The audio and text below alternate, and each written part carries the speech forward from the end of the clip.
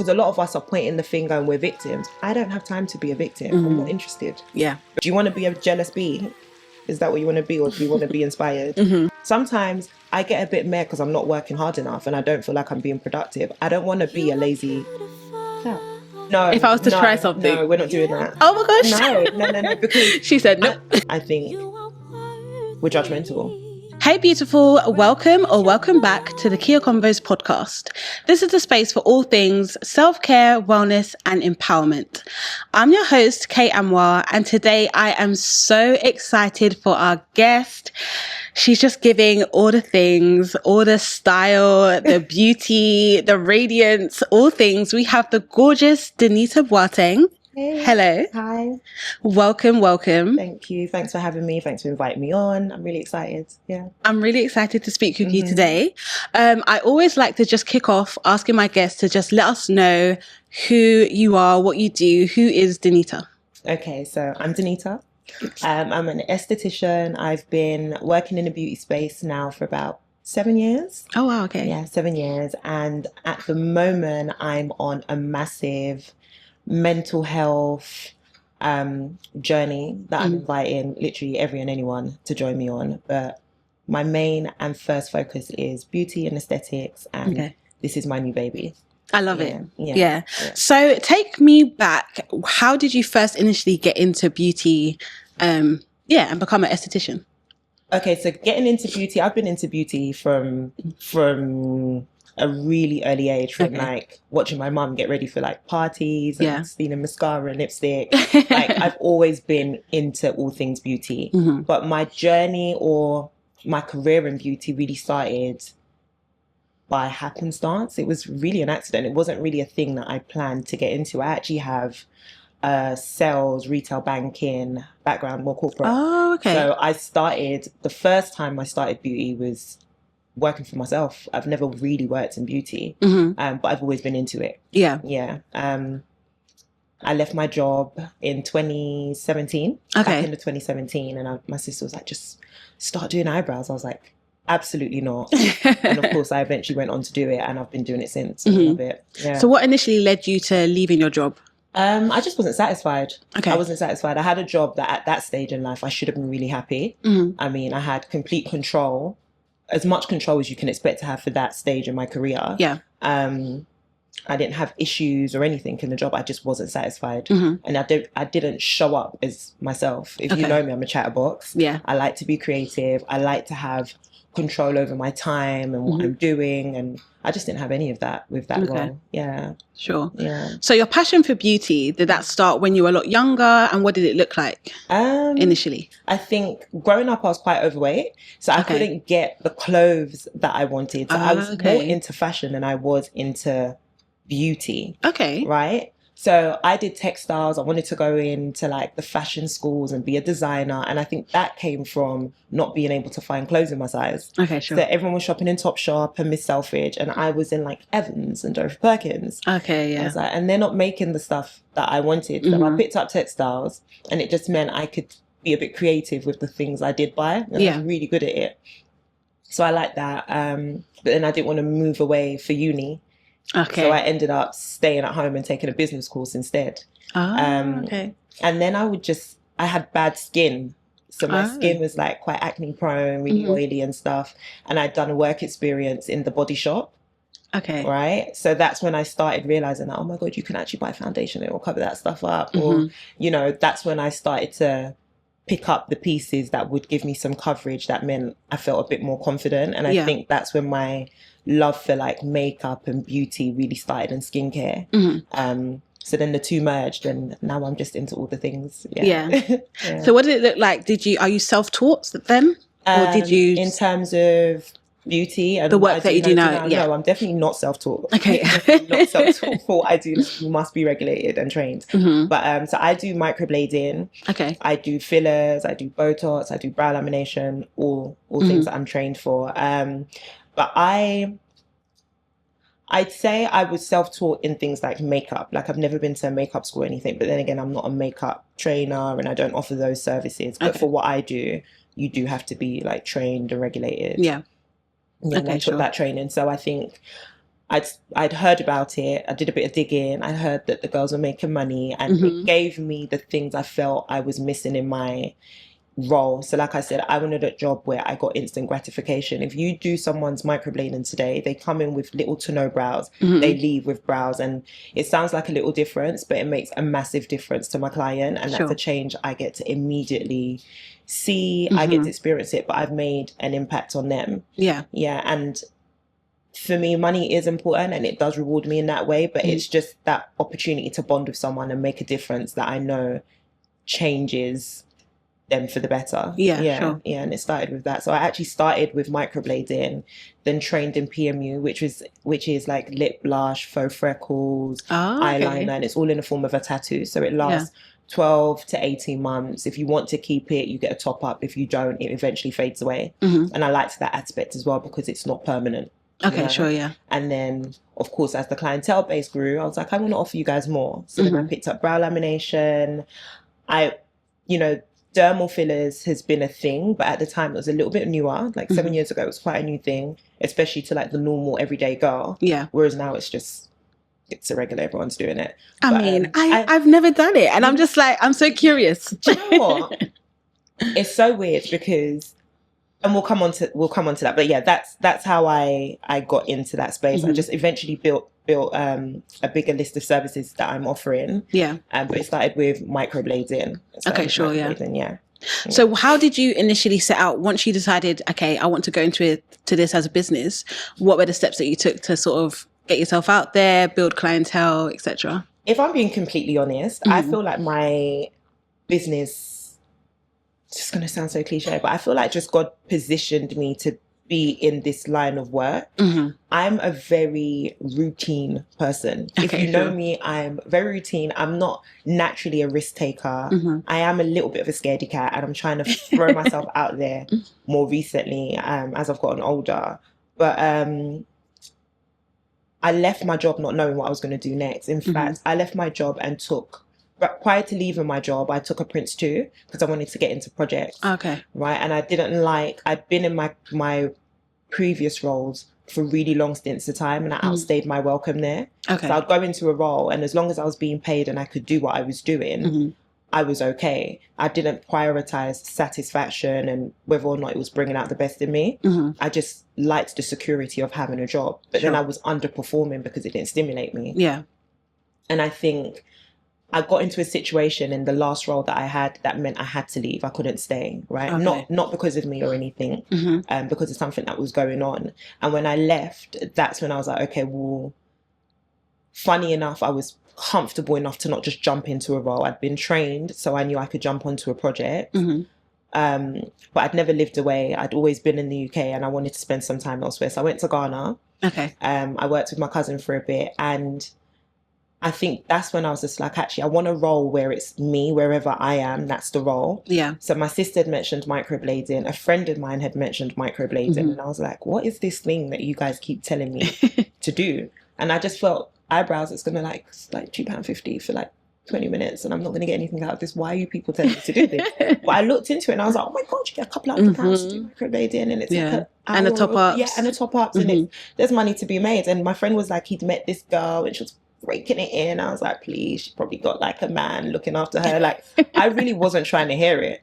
But I realized when I went out to Ghana at that, and I'd always been going, but I'd always gone on holidays, but I went off peak, and I could see that, you know what, there is a world where you are the service and you can expand on that. And wherever you go, you find work because what you offer serves a need. Right. And I think that's when I was like, okay, let me consider it. I came back to London. So I was in Ghana for a few months. I came back just before my sister opened her studio. And she was opening a makeup studio. And she was like, you need to work in a studio. Why would you not make that? Pay for a course, and because I wasn't working at the time. And I was like, oh, I don't know. Like, she was like, no, trust me. And if you know my sister, she's gonna apply the pressure. She was like, pay for the course. And my dad was like, yeah, sure. And I was like, oh, okay, she pushed you into your alignment. No, she literally. So one sister gave the idea, the other sister forced the agenda, made sure that we had the money to pay for the course, and then, God being good, I took the course. I was probably the only person doing the course that hadn't previously worked in beauty. And I had a place to work because she had a studio. And luckily for me, I'd just go in the studio, chill with her, tell people what I'm doing. I had loads of people that wanted to be models and try out the service at a discounted rate. And that's how we started. Okay, sure. And yeah, that's how I got into it. But it literally, I feel like God just set it up. It was very little to do with me. Amazing. I just showed up. Yeah. And then I guess your passion for it grew. Yeah, it grew. I mean, when I first started, I'd literally do the eyebrows and be like, oh, this looks good. And then they'd come back for the top up and they're like, yeah, my mum wants to come in. Or like she'd be doing someone's makeup and they'd be like, what's that you're doing? And I think it just caught, honestly, when I started the page, no one even knew it was me doing the eyebrows. I literally I think my sister actually put the page together, was like, throw the pictures on there after you're done. Here's a before and after. And it just grew. Yeah. It literally just grew. And I think as time went on, I built my confidence. Yeah. And then I was just like, oh, actually, I don't mind letting people know that it's me. This is what I'm doing, because I don't know, I wasn't as confident as I should be when I started. I was like, I've always done X thing. I don't want to do something. And then I'm saying it might not work. It might not look good. There might be a negative stigma attached to it. I was just really scared about it. Whereas now I'm like, this is what I do. Yeah. It looks great. Look at all the people I've seen. And I just didn't have that chest for it when I started. But, yeah. I guess it's where it was such a quick, in a way, it was a quick pivot. Extremely quick. Yeah. So it's a lot of the times when we just change into something that's new, even though you were clearly really good at it from the jump, that imposter syndrome sort of sits in. That's it. That's the language for it. It was definitely imposter syndrome. And I think I wasn't sure of what I was doing. I was just doing something. But the way everything came together from me leaving the role, because I left the role and they were like, can you come back, please? I was like, absolutely not. So I left the role. That was nothing to do with me. On a good day, I would never have left. But I knew I'd outgrown that. I wasn't meant to be there from day one, and I knew that. Okay, sure. Yeah. So I left the role. I moved away. That's another thing I wouldn't typically do. But now I'm not working, I might as well go. And my cousin was like, I literally was in Dubai and she was like, come to Ghana. I came home for a few days and went straight to Ghana for a few months. Yeah. That is so not me. You know, I came back. My sister's like, well, I've opened a studio. You've got a place to work. Forget this project thing. And funny enough, I did project management and never ever used it. I use it in my business some way, somehow. But I never really went into a role where I was a project manager. You know, I do it for work in some way. Oh, 100%. You are project managing every day. Yeah. But not in the way I thought I would. Yes, yeah. But I think that's how God works. I think if he kind of made that vision clear, knowing me, I wouldn't have done it. So he kind of like positioned it this way so it's digestible for me. Yeah, sure. So I know there's a lot of, like you mentioned before, all the girls are doing Botox, fillers and things like that. Was that something you were doing before this point when you started? No. Or is it? Okay, no. So do you mean personally do it? Yeah. No, okay. It wasn't. It's not something that I'd delved in. And up until now, I don't feel like I looked at it as something that I want to do, so I'm offering for other people. I just liked that there's this thing that you can do, it makes you feel a bit better and it makes you look really good. And okay. Yeah. And I think I was more interested in the aesthetics prior to considering microblading. It's just that microblading had an easier gateway into the industry. I'm not a nurse and I wasn't beauty trained at the time. So it was easier for me to do microblading and use it as a gateway into the aesthetics industry. Yeah. I know there's been quite a bit of conversation recently around girls all getting, I guess, the same treatments and they say they all look the same. Obviously you can see everyone's got an individual face, etc. But what are your thoughts on it working in the industry? Do you know what? I feel like, if I'm being completely honest, I think some people are projecting their thoughts. I think a lot of people are opinionated, right? Let's start there. Everyone's going to have an opinion whether you do or you don't do something. I think when clients come in, my main thing is you still want to look like a human. Yeah. Right? You are making changes to yourself, but there are many things that change your outward appearance. I think what's really important is that you're happy and that you're not being an extremist and that you're not using it as a form of escapism. Yeah. Right? Because no matter how much you feel your face, you arch your brows and you do certain things, ultimately you still face who you are inwardly. So your outer appearance doesn't actually change who you are as a person. And that's something you need to target. Yeah. But do I believe in enhancements? Do I feel like it's important to look in the mirror and like what you see back at yourself? Absolutely. I'd be a liar if I said it's not important. Yeah. And that's as someone that's had skin issues, skincare issues, that's been up and down with my weight. And you name it, I've been there, I've faced it, and I know that how I look does massively impact how I feel. Does it make me who I am? Absolutely not. It's only the icing on the cake. The cake is something entirely different. So I don't feel like getting a bunch of filler, going under the knife, and the size you wear in your clothes changes who you are. Does it contribute? Yes, but I don't think it's where we should prioritize. When people come in, I'm like, okay, you want to enhance this? Okay, I see the point of that. I'm not an extremist. If you want something drastically done, I don't even want my name on that. So I'd rather you didn't do it with me. I'd rather not do it. I'm happy to turn you away for that. But if I feel like it'll be a nice enhancement, I feel like you're not coming in because your man is no longer looking at you in the right way, or your friend said this, or you feel like, let's make sure we're doing it for us. We're in a good mental space and we're sure of what we're doing. And then we do it safely. We're well informed. We're not just making a random decision on the spot. But if you want to get something done, absolutely do it. I think there is still a very new thing, right? It's a really, really new thing. If you think about, we've been doing hair extensions for years. We've been getting our nails done for years. When you look at the world of aesthetics and PMU, it's still very new. Especially in our community. Thank you. Yeah. Right? And I do think a lot of people are judgmental. And I think for some people, it means you go and get things done. You're not well informed. You don't tell anyone. You're not going to the right place to get it done. And it's very extreme. Right? But I think if we're open about what we're doing, if we're confident and we're like, okay, I need to go to this person. This is the reason I want to do it. This is what aftercare looks like, this is where I should go, then you get better work done. And then you're a bit more confident. I think there's especially within our community, I think we're judgmental.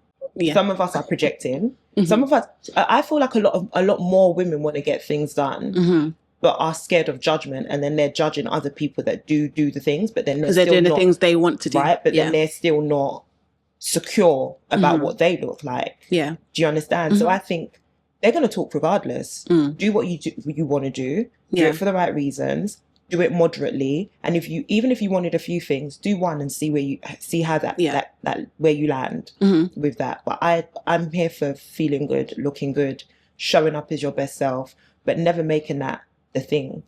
I don't care what I look like. I care what I look like, but what I look like doesn't make me me. I'm going to be me regardless. I think I've developed that confidence with age and over time. But I do feel like when I buy it, you just gifted me something. I like the box it came in. Packaging is a massive deal. Because we make out that, you're looking at the depth of a person. But when you meet a person, you don't see right through them. At all. Right? You meet them at face value. So I'm showing you, before you've spoken to me, how I've presented myself gives you a slight indication of who and what you might be dealing with, right? Or at least how I want to introduce myself. I feel like that's got a lot to do with, if I see somebody completely out of shape, you don't really take care of yourself. That it's not a thing. If you don't look like you've bathed, if you have no color coordination, and I'm not saying I should judge you based on those things, but it does. It's human nature. Thank you.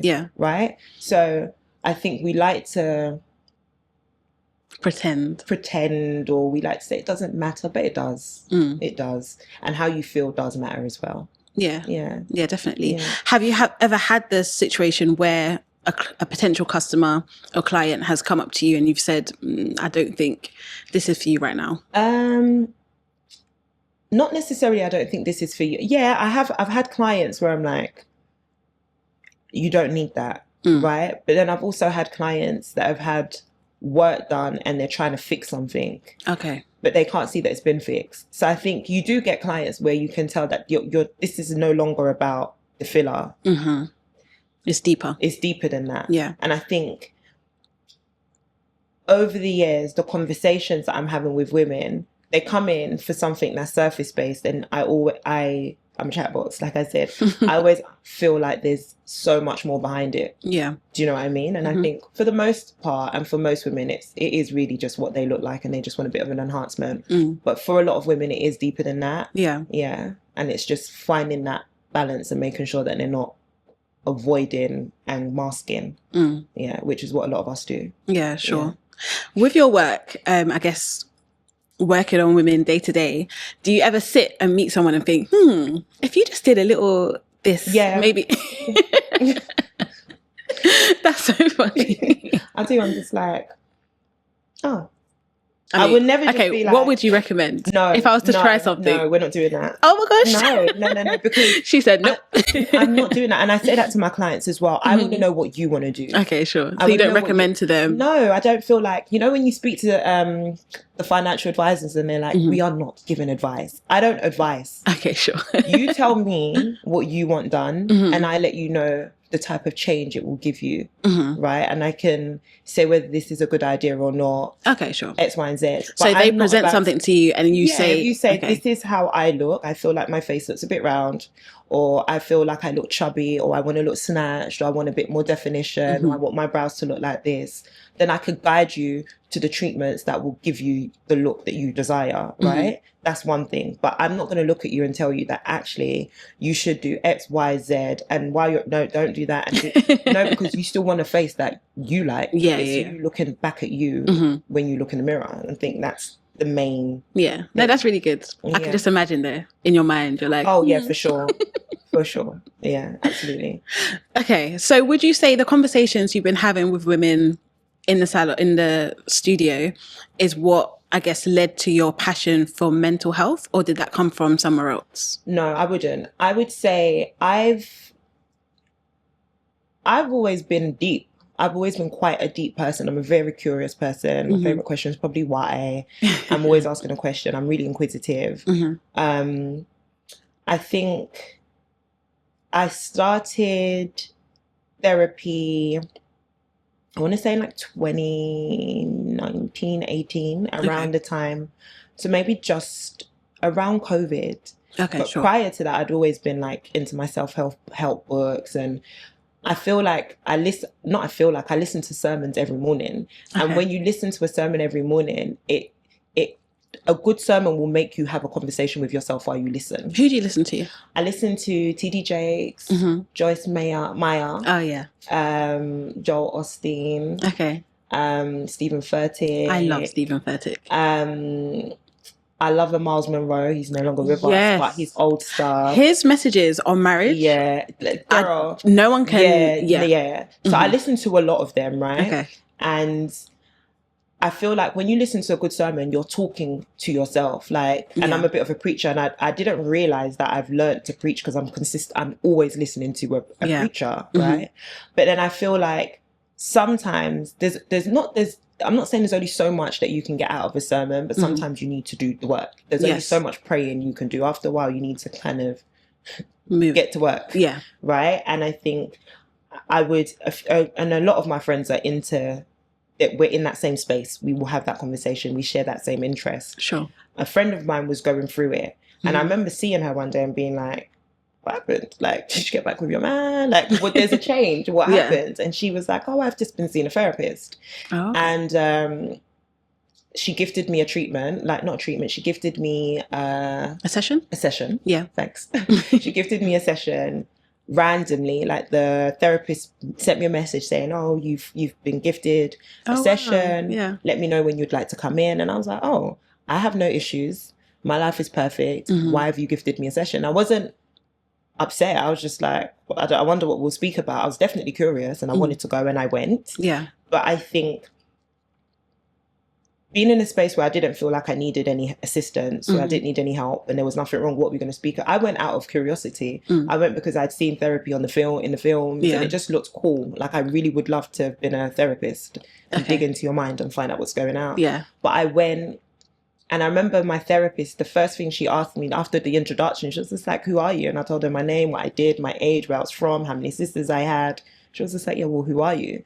And I remember being like, just told you who I am. She was like, you haven't told me anything. And I think it was questions like that and asking me how my relationships were with the people closest to me, how I felt about work, how I felt about myself, my journey thus far, what I felt the future looked like, how I actually felt like really.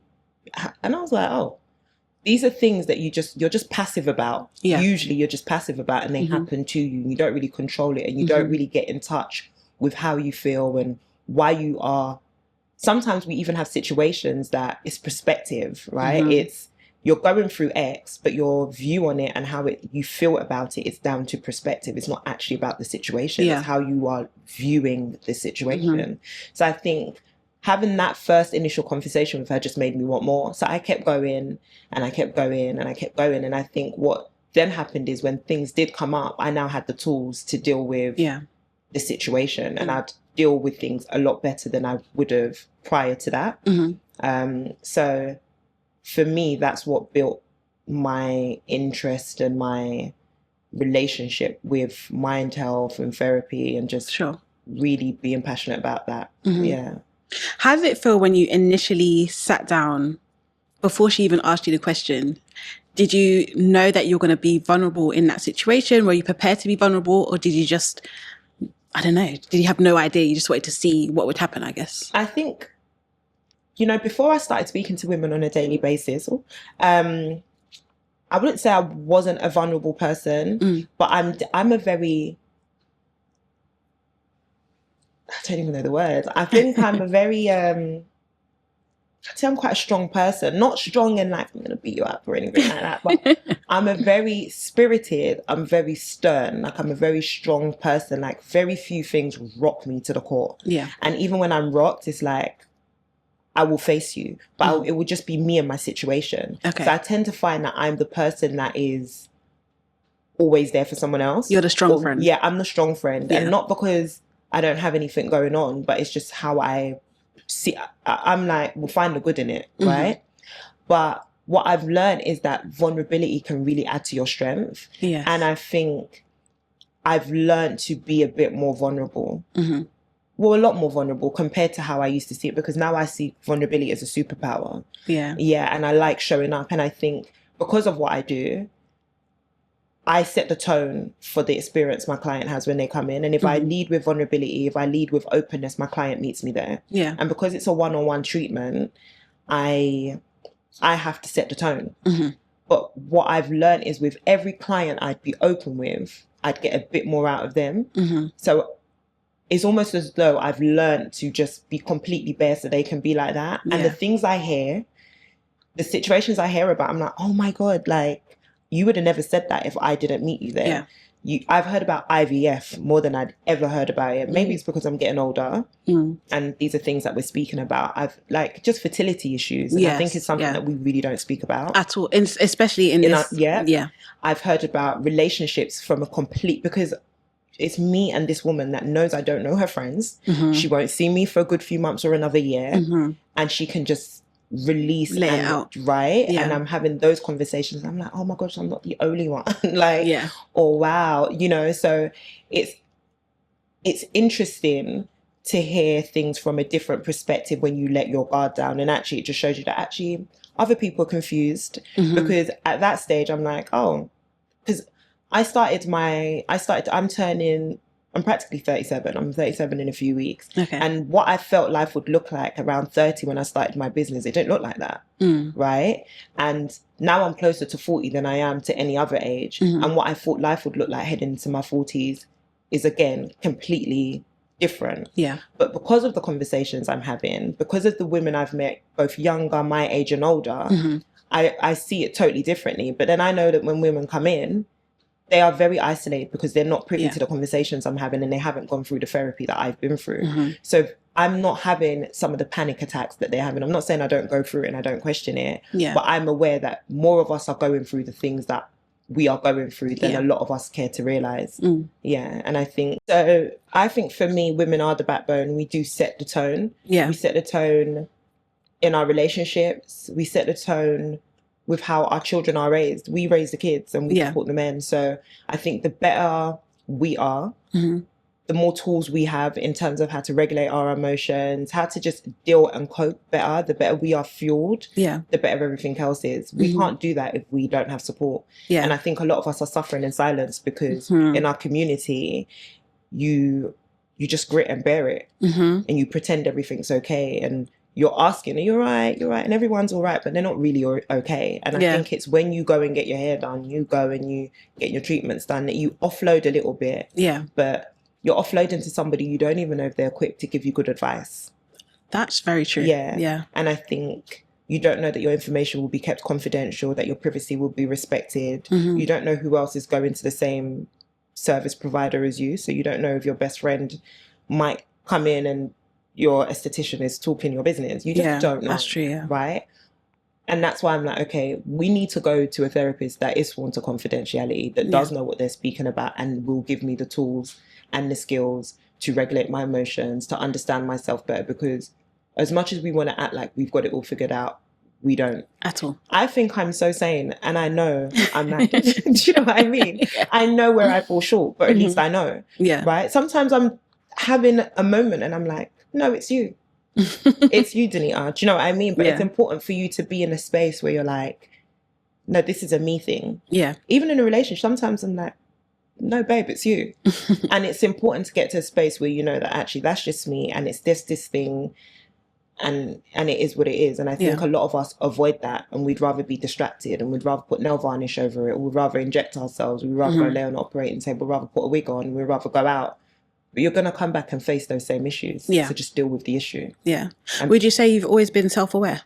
Yes, but I feel like my level of self-awareness it's really out there right now.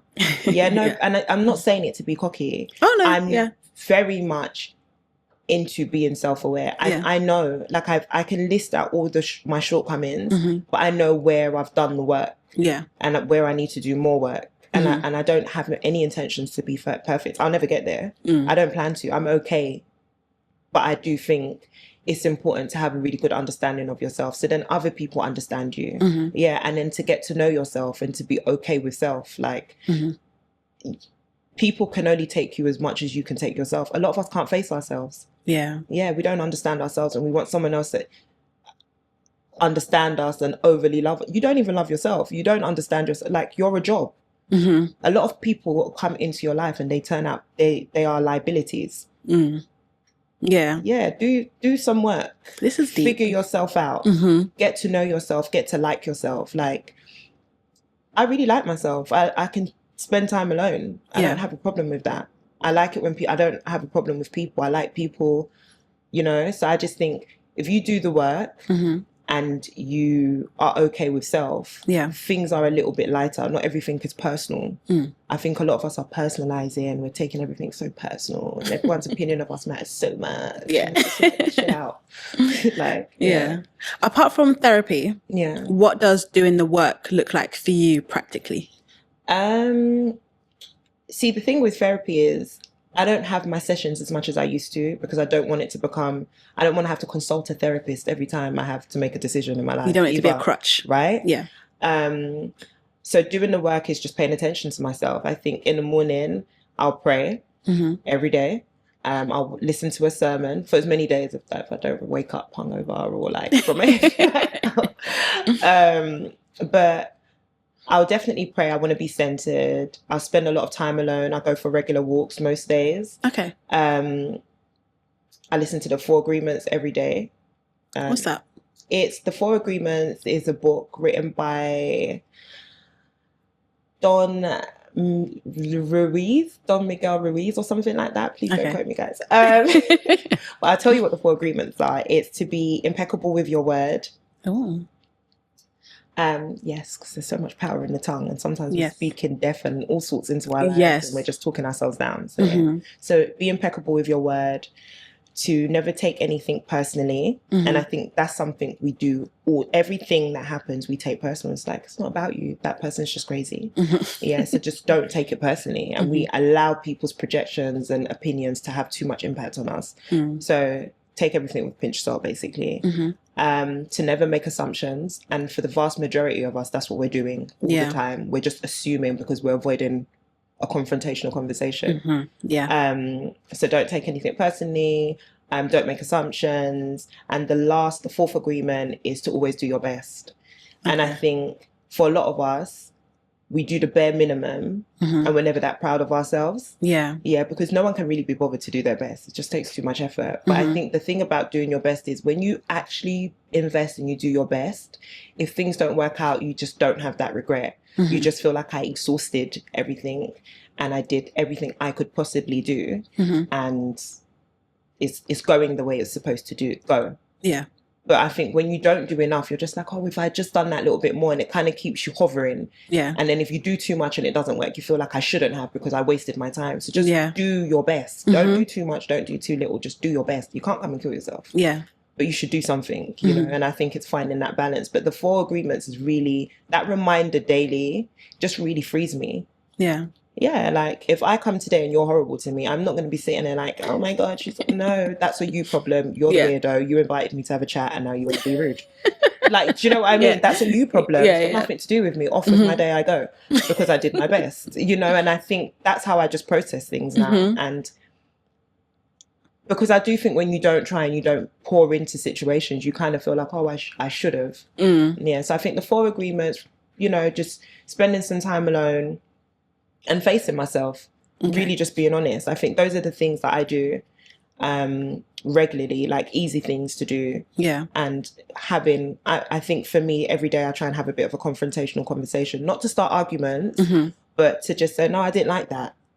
Because I think a lot of us don't do stuff like that. We hold it in. We hold it in and then we built resentment and we don't even know what the person was going through. Maybe it wasn't even the way that we received it, you know? So a confrontational conversation doesn't always look like what you're saying. I mean, it doesn't have to be aggy. Like it can just look like you upset me, and being okay with your sad feelings. Yeah, I used to be that person where you didn't upset me. I didn't care. I was like stone. I don't care, and no, I care. You upset me. Like, what's going on? I'm sad, and it's okay to say those things. Like, so just being honest. Yeah. You mentioned that you face yourself. What does that look like for you? Do you journal or do you just sit with yourself? I wouldn't say, I'm not massive on journaling. Okay. Yeah. But I'm in constant conversation.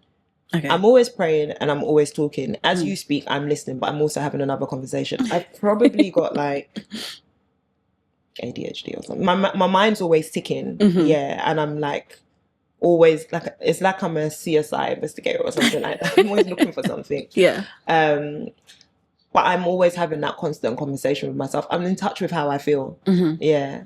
And I think I'm always looking for how I feel. Okay. Yeah. So if I'm upset, I'm like, well, what's upsetting me? If I'm feeling a bit meh, and I think for what a lot of women don't do is our cycles have a massive impact on that. I'm a crazy person a week before I come on. Like a mad person. And I didn't even know. I didn't know until a certain point. I was literally like just acting up every few weeks. Yeah. I just started acting up. And the moment I realized, I was like, oh, eat these foods, take these vitamins, and warn whoever is close to you that this is what's going on. Don't take it personally. You know, and I think when you know that actually this is because I'm due on the next day, or actually my hormones are all over the place, then when things happen, even you excuse that person because you know they're not actually triggering you. You're just irritable right now, or you're just fatigued. Yeah. Like I've got bad attention span. I'm irritable. I'm tired. I'm eating everything. I'm bloated as hell. I'm wondering, do you know what I mean? It's like so many different things. And once you know what's going on, you're just, you're better for it. So I think it's just like understanding yourself as well. And knowing like, okay, these are the areas that I want to grow in, because there's so many things I want. And then there's so many people with the things that I want. And just knowing that actually this is not that you're jealous. This is just reminding you that actually that's a goal that I want to reach. And this is a reminder that I haven't reached it. Don't be mad at the person. Get to work. Let it be proved that you can do that. And I think a lot of us won't even face that gave you a bit of an itch. Yeah. What you are is inspired, or at least choose inspiration over jealousy. Do you know what I mean? Like pick a side. Do you want to be a jealous bee? Is that what you want to be, or do you want to be inspired? So it's really addressing what is giving you an itch and what's making you feel like. Sometimes I get a bit mad because I'm not working hard enough and I don't feel like I'm being productive. I don't want to be a lazy cow. Yeah. Do you know what I mean? I didn't want to say that loud. So I'm just like, oh, everyone around you is being super productive. You know, I think more recently I've realized that I was in the studio too much, and my business won't grow if I'm just in the studio. Okay, more people need to know about me. Yeah. I need to, if there's a certain clientele base that I want, I need to be, I'm likable. I like people. It's a personable role that I have. When people meet you and they like you, people buy people. They buy your services because they like you, because you are a visual representation of what you're offering. Go to the places, go to your target audience, make them aware of what you offer. And when they do come in, make the experience look like X. Do you know what I mean? So doing the work is not always Numiere cure and sitting and meditating. Sometimes it's like sometimes it looks like really having a clear vision of what you want for yourself, the kind of life you want, the kind of environments you want to be in, the kind of friends you want, the experiences you want. What does it look like? And what does it require for me to do? Do you get what I mean? So I think being clear is actually gaining clarity on what do you want? What do you actually want out of your life? And just being clear about it. And not a lot of us don't sit down and get clear and then tackle it. I know the places I want to eat in. I know where I want to travel to. I know what I want my relationships to look like, both platonic and romantic. Where can I contribute to those areas of my life? Sometimes we're just not doing what we need to do. And we're consumed with what everybody else is doing and what life is doing. And blaming the world. If you know me, you know I don't live in the world. I live in my mind. My own world is where I live.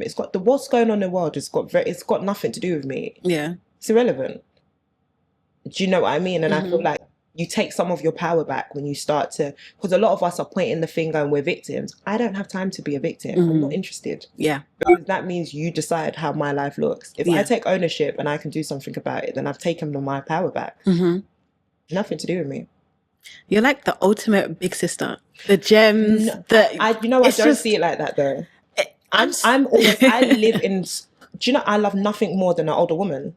Okay. I love nothing more than an older woman. If you give me a woman that's older than me, I'm like, girl, how do you still look like that? If you give me an older woman that looks good, is living good, I'm latching on. I want to know all the things. Like, what did you do? Do you know what I mean? Like, I do respect an older woman that has, even if she's been through it, like, how do you navigate yourself in and out? Because I think what no one tells you that it's confusing all the way up. How am I almost 40 and I still don't know anything? No, I'm not going to accept that, because you have dropped much gems. I know a lot, but I don't have it figured out, is the point. And nothing has turned out the way I thought it would. I don't have a thing I plan to have. I'll have it all. And I trust, and I really know that with too much confidence. But I don't know how I'm going to get there. I just know that I really want to enjoy the way up, like enjoy my journey. And I love enjoyment. Like, I love a good time. I'm not too deep. Like, my depth is like to figure it out and enjoy myself. But I'm not like those. I like good days. Like, I like to have fun. That's probably a part of the problem. It's probably why it's taking so long. But I'm just like, in God's time. I trust in seasons. So if this is like my sowing season and we sow, I trust my harvest season will come. Like, I will reap. I'll do all those things. So I just feel like the season serves this, and it's just get with the program, figure out the season, and do what you got to do.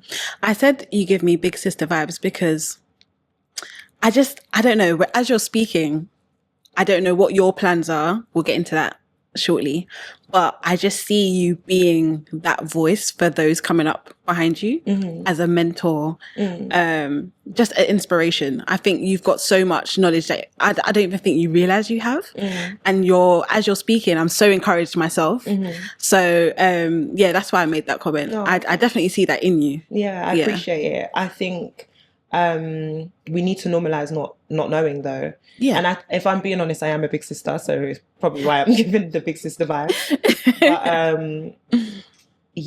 I think it's okay to not know, and I feel like for a long time, for any big sister, you feel like you do have to know. Because my sisters know that it's okay to not know, because they know I don't know. They just, do you know what I mean? Like, it's okay to make mistakes and stuff like that. But I think for a lot of people, we don't have grace with ourselves, and we're so hard on ourselves, and then we want to pretend we know everything, and we want to pretend we know ourselves so well, and sometimes you just don't know why you feel the way you feel. You don't know what your next move is. Sometimes you change your mind. Sometimes it's no longer stimulating you, and I think it's just okay to be okay with where you are currently. 100%. And I think that's a place that I'm enjoying being in, because for a long time I didn't feel like that.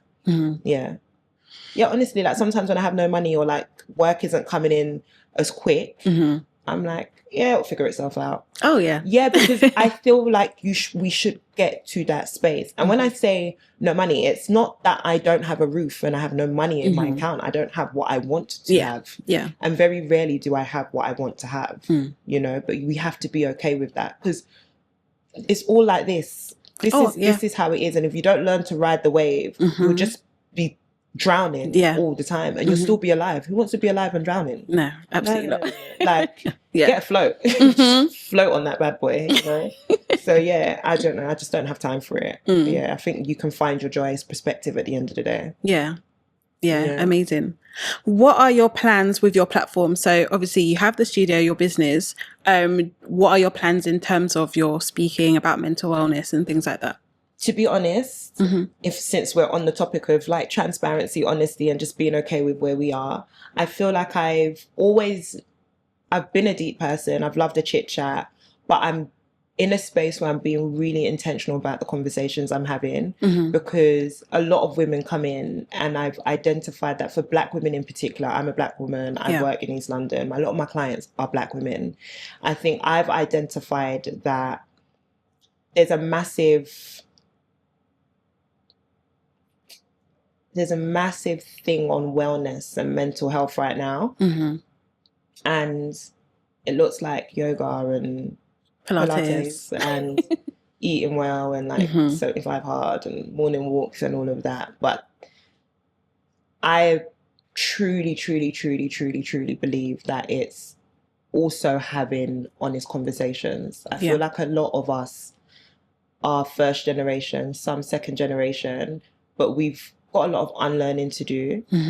And I think we need to be equipped to unlearn because we've been who we are. For most of us at a certain age, we've been who we are for too long for us to just change overnight. And it's going to involve a lot of intention and openness. And I think for me, I just feel like I'm in a space where I can be open about mental health, though I hate the term, but not waiting to actually have a breakdown.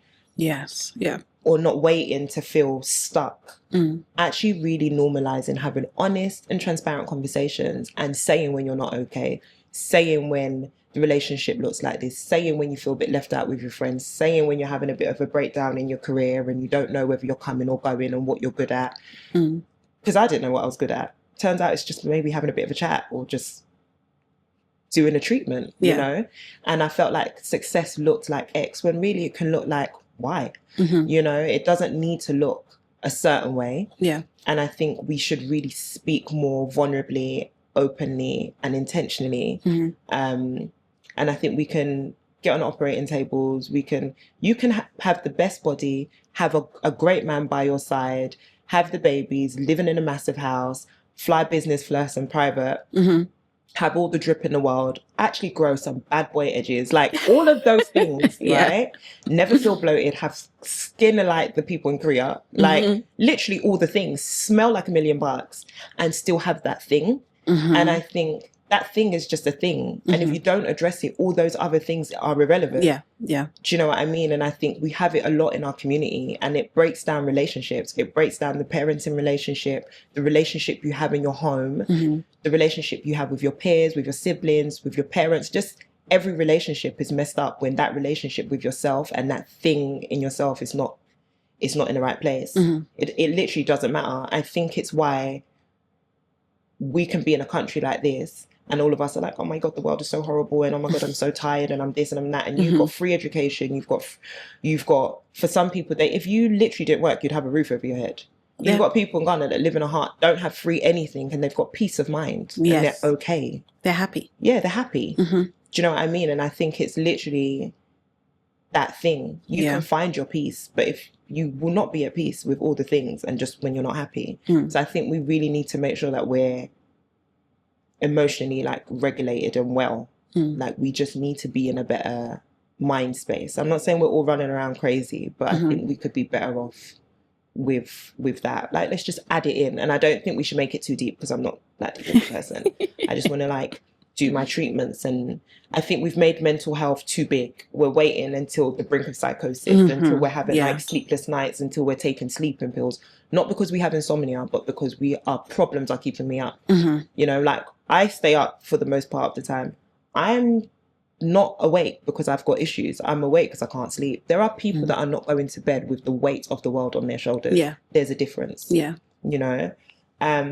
So that's what I feel like I'm being called to do, and that's the space that is a challenge for me. Yeah. I don't know what it looks like. Yeah. I'm spreading the word. I'm having these types of conversations. I'm speaking about it at the studio and with anybody else that will have me. But that's the journey that I'm on at the moment. It's really exciting. I love it.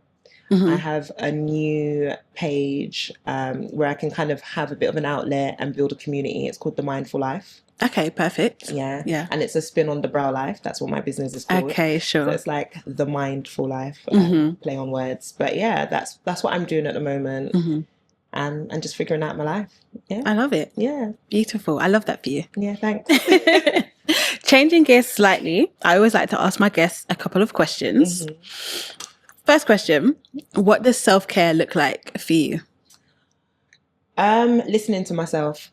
Okay. Yeah, self-care is just listening to myself. Literally. There's not an act that I would call self-care. I think I'm going to always do a facial. I'm going to put on a face mask. I'm going to put my foot in the foot massager. I'm going to do all those things. But listening to myself. So you're tired, don't go. Okay. Or you need a break, take a trip. Or just literally being in touch and listening to myself. Just slowing down and listening to myself. Yeah. Yeah, I think sometimes we're just like in a rush and avoidant. So just slow down and hear yourself. It's self-care to me. That's beautiful. I love that. You've had a really stressful day. Things have gone wrong. Clients haven't turned up. You get home. What are you doing to relax? Watching EastEnders. Oh, wow. Yeah. Okay. Yeah. My mum and my brother are super into EastEnders. Yeah. My brother went to the live at Box Park. But I wasn't here. I kid you not, I was gutted. Oh. Yeah.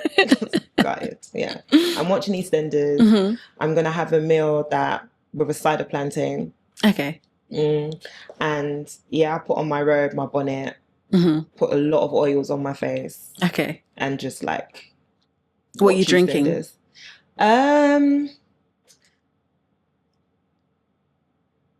Yeah, I'm probably having a decaffeinated coffee if it's cold, and if it's not, I don't like to waste my calories on like juice and stuff, so I'm probably having like a water. Oh, okay. Yeah, just interesting. Water. If I'm feeling it's very rare that I drink in my house. So, okay, yeah. Sure. Yeah. So water, plantain, EastEnders. Yeah. And you're relaxed. Yeah, I'm relaxed. On a crazy day when I'm like, I'm really gonna like go wild. Maybe a Malta Guinness, you know.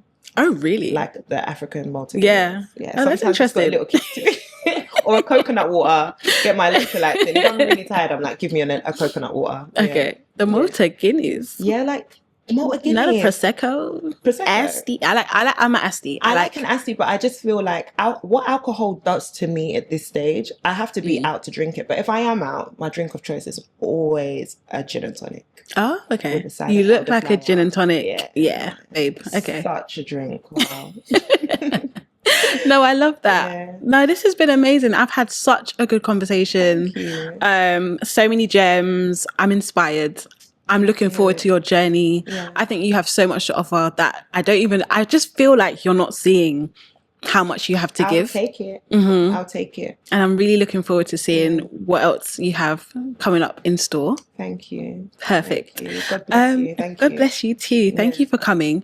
Please let the audience know where they can find you online. You can find me at Donita Boateng on Instagram for my personal Instagram. My business page is The Brow Life, and The Mindful Life more recently. Yeah, perfect. That's Instagram. Are you on TikTok? I'm on TikTok with The Brow Life. Okay. I'm on TikTok, yeah. Perfect. Yeah. I'll have everything linked below. Thank you. I hope you guys enjoyed the episode. If you did, let us know your key takeaway or something that touched. Oh, before we go, I nearly forgot. Please let us know, what is your mantra for life? Oh, I've got like my mantra. So like your key takeaway, your mantra, what you stand by. Do you know how many things I stand by? My thing that I stand by, it's got nothing to do with me. I say it all the time. Okay. Because at the end of the day, it's going to go the way it's supposed to go. It's got something to do with God. It's nothing to do with me. Like, none of this has anything to do with me. Okay. Yeah, I think I say that a lot. Nothing to do with me. And that's a you problem.